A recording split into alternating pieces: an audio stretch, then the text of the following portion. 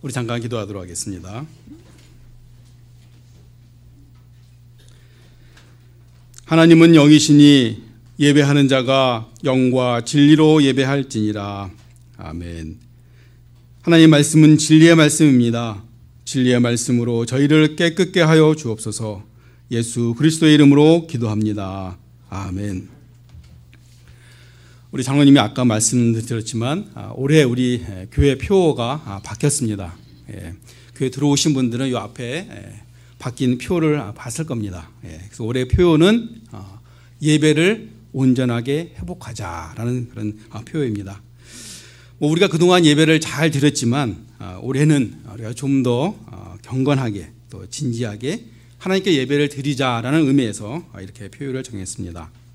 그래서 올해 우리 성구는 요한복음 4장 24절입니다. 여기 성가대 옆에 이렇게 우리가 성구를 붙였죠. 안 보이시는 분들은 주보를 참조하시면 되는데 우리 같이 한번 읽어보도록 하겠습니다. 시작. 하나님은 영이시니 예배하는 자가 영과 진리로 예배할지니라. 오늘 짧은 구절이니까 여러분 다 외우시면 좋을 것 같습니다. 하나님은 영이시니 예배하는 자가 영과 진리로 예배할지니라. 요한복음 4장 24절 말씀입니다. 자, 그러면 우리는 왜 교회에 나와서 예배를 드릴까요? 그 D.L. 무디 목사님이 사역하던 교회에 어떤 성도님이 주일날 교회를 나오지 않았다고 합니다. 그래서 이제 그 목사님이 전화를 했어요. 전화해서 성도님 왜 주일날 안 나오십니까? 그랬더니 그 이제 성도님이 대답하기를 목사님 제 안에도 성령님이 있고 또 내 집사람 마음 안에도 성령님이 있고 그래서 우리 둘이 이제 같이 성경을 읽을 때 우리에게 깨우침을 주십니다. 그래서 성경 보니까 두세 사람이 내 이름으로 모인 곳에 주께서 함께 하신다고 하시는데 우리가 굳이 교회에 나갈 필요가 있겠습니까? 그리고 또 집에서 가려면 굉장히 멀기 때문에 나갈 필요가 없다고 생각합니다. 라고 이렇게 해서 전화를 끊었다고 해요. 그래서 그날 오후에 그 무디 목사님이 그 집을 방문했습니다. 그래서 집에 들어가니까 이제 그 형제하고 이제 와이프하고 난로에 옆에 앉아서 책을 보고 있더라고 합니다. 그래서 목사님들이 조용히 앉아서 계시다가 그 난로, 우리 예전에 보면 그 석탄, 조개탄이라고 아시죠? 석탄을 떼던 그런 나무 난로였는데 그 옆에서 이제 같이 앉아 계시다가 그 이제 활활 타고 있는 그 석탄 중에서 하나를 이렇게 끄집어냈습니다. 그 끄집어내서 난로 바깥에 그 조개탄을 놓을 수 있는 그런 데다가 뒀습니다.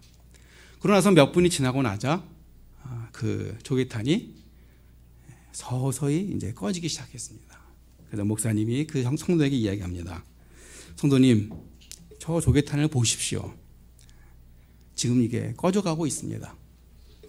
바로 근데 이 조개탄은 조금 전에 난로 안에서 활활 타던 조개탄이었습니다. 근데 이 난로에서 꺼내자 얼마 시간이 지나서 그렇게 변한 것이죠. 성도님도 마찬가지로 지금은 교회 생활 없이 교회에 나와서 예배드리지 않고 신앙생활을 지금 할 수 있는 것 같지만 그러나 시간이 지나면 바로 조개탄을 식듯이 여러분 당신의 그 신앙생활은 사그라질 것입니다. 이 예화를 들으면 우리가 왜 예배를 드려야 되는지, 왜 주일날 우리 같이 모여서 하나님께 예배드려야 되는지 그 이유의 한 가지 이유는 되겠죠. 그러나 더 근본적인 이유는 하나님께서 우리에게 이야기하고 있습니다. 하나님은 예배하는 자를 찾으시기 때문입니다. 오늘 본문의 23절 하반절을 보게 되면 하나님께서 이렇게 이야기하고 계시죠. 하나님은 예배하는 자를 찾으신다. 하나님은 왜 예배하는 자를 찾으실까요? 그러면 예수님 당시에는 그 예배하는 자가 없었을까요? 아니죠. 그 정반대입니다. 너무나 많은 사람들이 예배를 드렸습니다. 그래서 때마다 절기마다 그들은 제사를 드렸습니다. 근데 왜 하나님은 예배하는 자를 찾으실까요? 오늘 우리가 읽은 요한복음 4장 21절에서 24절 말씀, 그건 우리가 잘 알고 있는 내용입니다. 사마리아에 물기로 온 사마리아 여인에게 예수님께서 복음을 전도하신 그런 내용이지요. 그 여인이 예수님께 묻습니다. 우리가 어디로 가서 예배를 드릴까요? 예루살렘에 가서 예배를 드릴까요? 아니면 사마리아에 가서 예배를 드릴까요? 그러자 예수님께서 오늘 그 중심 구절인 24절에 그렇게 말씀하십니다. 하나님은 영이시니 예배하는 자는 영과 진정으로 진리로 예배할지니라. 다시 말해서 예수님께서는 예배를 어떻게 드려야 되는지에 대해서 말씀을 하신 것이죠. 바로 그렇게 드리는 예배는 참된 예배고, 그렇게 드리지 않는 예배는 잘못된 예배라는 것을 이야기하고 있는 것입니다. 오늘 본문에 나와 있는 오늘 본문에 나와 있는 그 예배가 바로 잘못된 예배 중에 대표적인 예입니다. 우리가 잘 알듯이 이스라엘이 솔로몬 이후에 두 나라로 나눠졌습니다. 그래서 북쪽 이스라엘과 또 남쪽 유다로 나눠졌죠. 근데 북쪽 이스라엘 사람들이 때마다 절기마다 남쪽 예루살렘으로 가서 예배를 드리는 제사를 드리는 겁니다. 그러자 이 북쪽 이스라엘 통치자들이 사마리아에 두 개의 신당을 세웠죠. 그래서 사마리아 사람들에게 또 북쪽 이스라엘 사람들에게 이야기하기를 너희는 예루살렘에 가서 제사 드릴 필요가 없다. 우리가 지어놓은 그런 신당에 가서 제사를 드려라 라고 이야기하고 있습니다. 그런데 그 신당에는 하나님만 섬기는 그런 신당이 아니라 바로 여러 가지 이방 종교들의 그 우상까지 같이 만들어 놓은 그런 신당인 것입니다. 즉 다시 말해서 그들이 사마리아 신전에 가서 예배 드리는 것은 예배 드리는 형식은 있지만 그러나 누구한테 경배하는 대상이 누구인지 정확히 모르는 여러 우상들이 있는 그러한 예배가 되는 것이죠. 그래서 예수님은 22절에 사마리아 사람들을 보고 이렇게 이야기합니다. 너희 사마리아 사람들은 알지 못하는 것을 예배하고 라고 말하고 있습니다. 그러니까 사마리아 사람들은 예배는 드리는데 그 예배 대상이 누구인지를 정확히 알지 못하면서 하나님께 예배를 드리는 것입니다. 참된 예배는, 또 진정한 예배는, 하나님이 원하시는 예배는 바로 그 예배 대상이 누구인지 하나님께 드리는 그 예배를 원하시는 것입니다. 따라서 하나님 원하시는 예배는 어디 장소가 중요한 것이 아니라 누구한테, 그 경배의 대상이 누구이냐, 그것이 바로 중요한 것입니다. 그럼 우리가 하나님께 예배드리는 그 예배, 또 하나님이 찾는 그 예배는 어떤 예배일까요? 그 참된 예배는 우리 24절에 보게 되면 바로 영과 진리로 예배하는 것입니다. 그러니까 참된 예배는 영으로 드리는 예배하는 것인데, 좀 더 정확히 이야기하자면 성령으로 예배드리는 예배인 것입니다. 당연히 예배를 드릴 때 영으로 드리지 않는 것은 잘못된 예배죠. 그러면 영으로 드리는 예배는 다 옳은 예배일까요? 그렇지 않습니다. 왜냐하면 이단들도 예배를 드릴 때 그들도 영으로 예배 드립니다. 심지어는 그들은 예배 드리는 동안에 신비한 체험까지도 할 수 있습니다. 왜냐하면 잘못된 영이 있기 때문에. 그러나 하나님이 원하시는 예배는 바로 그런 나쁜 영, 잘못된 영으로 드리는 예배가 아니라 바로 성령님으로 드리는 예배를 원하시는 것입니다. 하나님이 찾으시고 기뻐하시고 원하시는 예배는 바로 성령으로 드리는 예배인 것이죠. 두 번째로는 참된 예배는 무엇이냐? 진리로 예배 드리는 것입니다. 진리는 무엇입니까? 진리는 바로 예수 그리스도인 것입니다. 예수님께서 말씀하시기를 내가 곧 길이요 진리요 생명이니 라고 이야기하셨습니다. 그래서 예수님 외에는 나로 말미암지 않고는 하나님께 갈 자가 아무도 없다라고 이야기했습니다. 바로 예수님 자체가 진리인 것이죠. 요즘 많은 그 교회들이 설교에 보면 예수 그리스도에 대한 이야기, 또 십자가에 대한 이야기, 또 죄에 대한 이야기들을 하기를 꺼려합니다. 특히나 이제 그 자유진영 그런 쪽에서 예배에서는 그런 것들을 잘 하지 않는다고 합니다. 왜냐하면 현대 성도들이 그런 말들을 좀 부담스러워하기 때문에 그렇습니다. 그래서 그들은 주로 설교를 도덕적이고 윤리적인 그런 설교들만 하고 있습니다.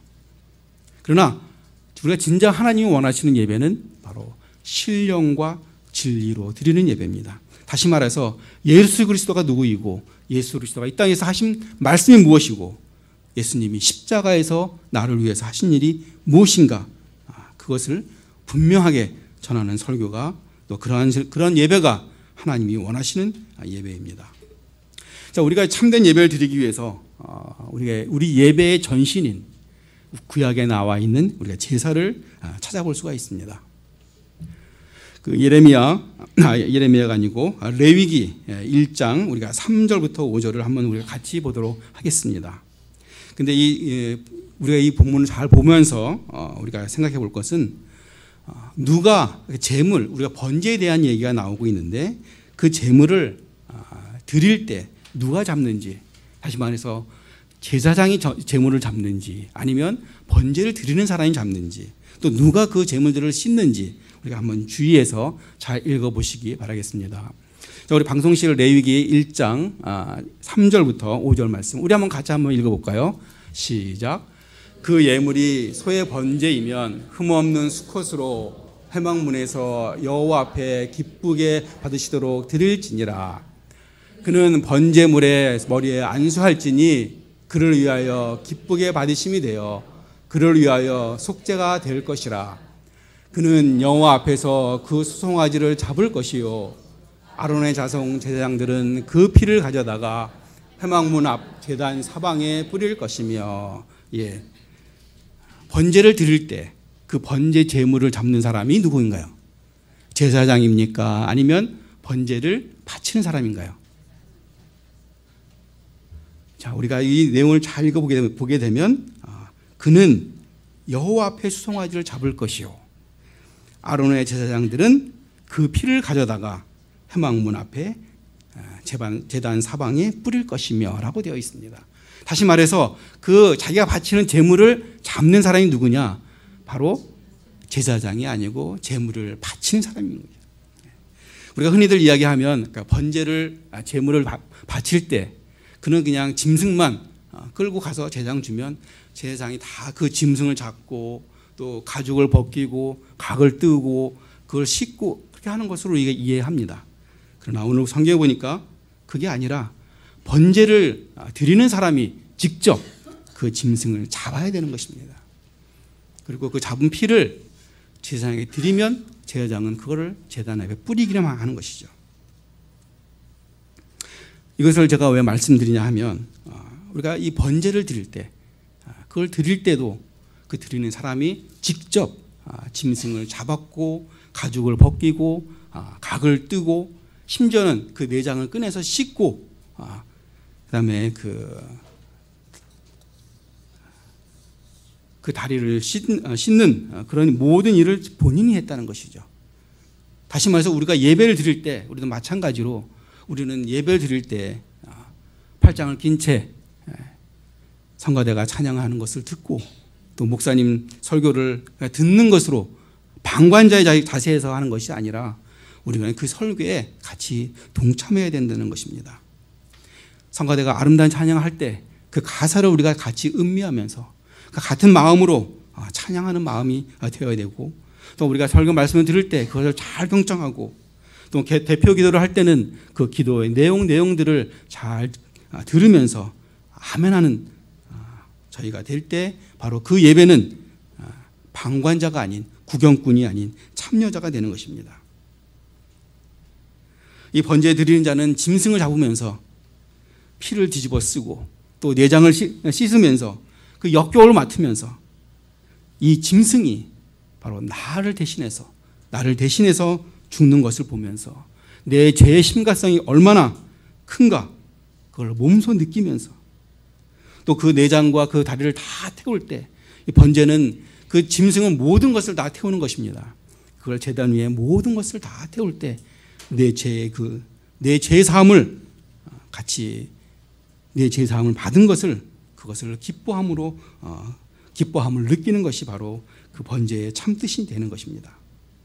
마찬가지로 우리가 이 예배를 통해서 예수 그리스도를 생각하시고 예수 그리스도가 나를 대신해서 십자가에 죽으시고 십자가에 예수님이 물과 피를 다 쏟으신 것은 바로 나의 죄 때문이라는 것을 우리가 느끼고 그리고 그 십자가를 통해서 이제는 내가 칭의 깨끗함을 받았다는 것을 우리가 느낄 때 그 감사함이 나올 때 바로 그것이 참된 예배자의 자세가 되는 것입니다. 또한 뿐만 아니라 이 번제를 드리기 전에 3절에 보게 되면 그 제물이 그 짐승이 흠이 있는지 없는지를 판단한다고 그랬습니다. 다시 말해서 제물을 바치기 전에 검사를 하며 준비하는 것이죠. 흠이 있는지 없는지를. 흠이 있다면 당연히 제물로 바치지 못하는 것입니다. 우리도 마찬가지로 예배를 드리기 전에 준비를 해야 되는 것입니다. 그 마음은 우리의 행동을 지배합니다. 우리 마음에 하나님을 경외하는 마음이 있다면 그거는 예배하는 마음 속에 예배에 대하는 자세가 달라지게 되는 것입니다. 우리의 이 예배는 하나님을 만나는 시간입니다. 단순히 믿는 사람이 모였다가 일주일에 한 번 모였다가 흩어지는 시간이 아닌 것입니다.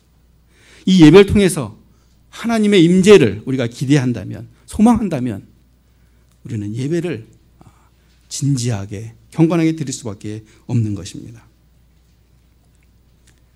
그럼 우리가 드리는 예배를 하나님께서 다 받으실까요?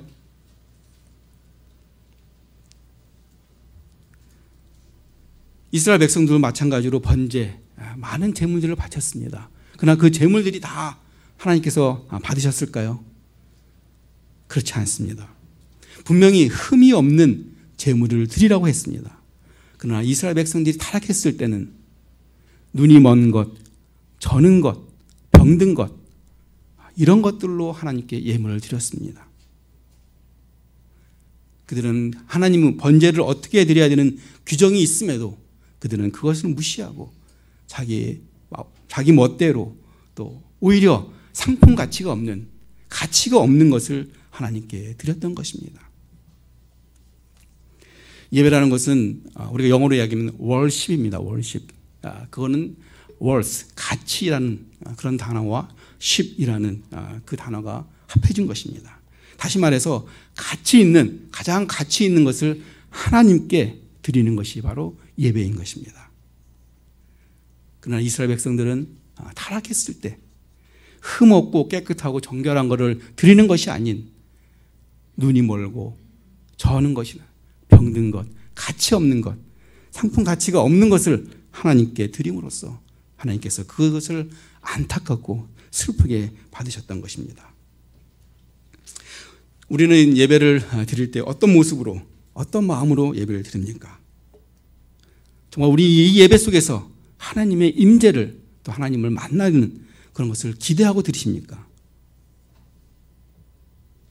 하나님은 예전에도 그렇고 지금도 마찬가지로 예배하는 자를 찾으십니다. 하나님은 참된 예배를 드리는 자를 원하시는 것입니다. 우리가 참된 예배, 진정한 예배를 드리기 위해서는 우리가 어떻게 해야 될까요? 우리가 제물을 드릴 때 흠없고 깨끗한 걸 드리는 것처럼 우리도 준비하는 그런 마음이 있어야 되는 것입니다.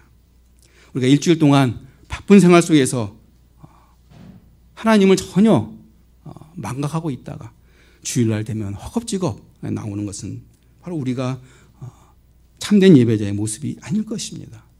우리가 일주일 동안 예배를 위해서 준비하고 또 일주일 동안 하나님과 교통하며 하나님과 함께하는 그런 모습들이 있을 때 우리는 바로 하나님께 참된 예배를 드릴 수가 있습니다.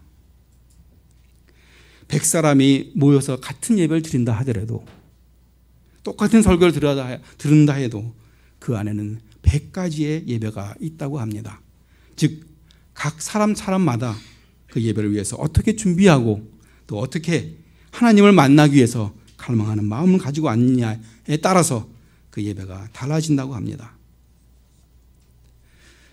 여러분 혹시라도 또 이 설교를 들으시면서 저 설교는 나를 위한 설교가 아닌가, 나를 지목해서 하는 설교가 아닌가, 그렇게 오해하지 마시기 바랍니다. 우리가 올해는 온전한 예배를 드리자라는 그런 목표를 가지고 우리가 좀 더 예배를 잘 드리고자 하는 설교입니다. 우리가 오늘 이 설교를 들으면서, 오늘 본문을 준비하면서 제가 생각했던 것은 우리가 정말 예배를답게 드리고 있는가, 정말 우리가 이 예배 속에서 하나님을 만나려고 하는가, 또 하나님의 음성을 들으려고 하는가, 아니면 정말 예배는 우리가 단순히 받는 것이 아닙니다. 바로 아까도 말씀드렸지만 가장 가치 있는 것을 하나님께 드리는 것, 바로 그것이 예배의 모습인 것입니다. 그래서 올해는 우리가 이 예배를 통해서 여러분들이 하나님을 만나시고 또 하나님께 드리고 또 하나님의 그 임재함을 느끼는 올 한 해가 되시기를 예수 그리스도의 이름으로 축원합니다. 우리 잠깐 기도하도록 하겠습니다.